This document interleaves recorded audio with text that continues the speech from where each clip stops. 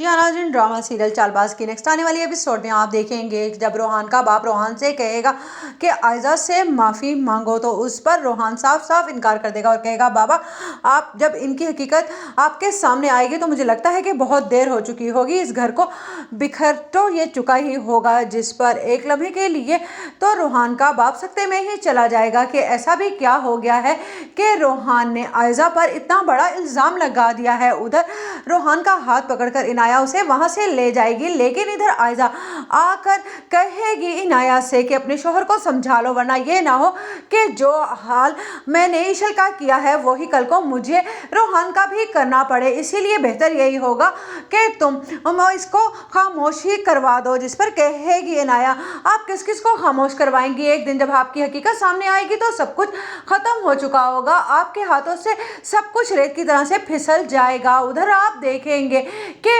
कहेगी आयजा की माँ जब आयजा के बाप से कि मुझे लगता है कि हमें समझाने की ज़रूरत आशिर को नहीं बल्कि आयजा को है, तो उस पर वो कहेगा क्या मतलब है तुम्हारा? जिस पर वो कहेगी कि हमारी बेटी आयजा मुझे लगता है कि किसी गलत रास्ते पर चल पड़ी है, उसे सुधारना अब सिर्फ हमारी जिम्मेदारी है। इधर आप देखेंगे कि आखिरकार शान से आमना सामना जब होगा ईशल का, तो उस पर ईशल को परेशान देखकर वो कहेगा क्या हुआ है?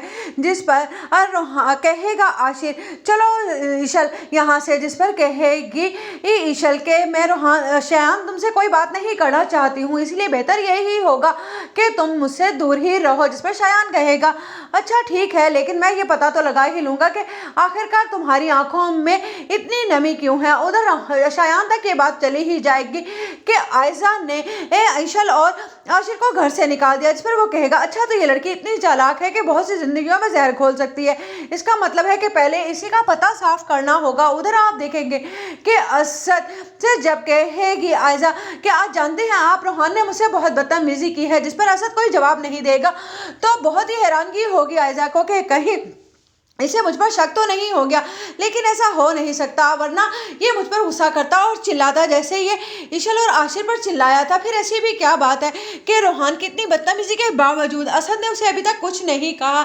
इधर आप देखेंगे कि इनाया रोहान से कहेगी तुम वही बेवकूफ़ी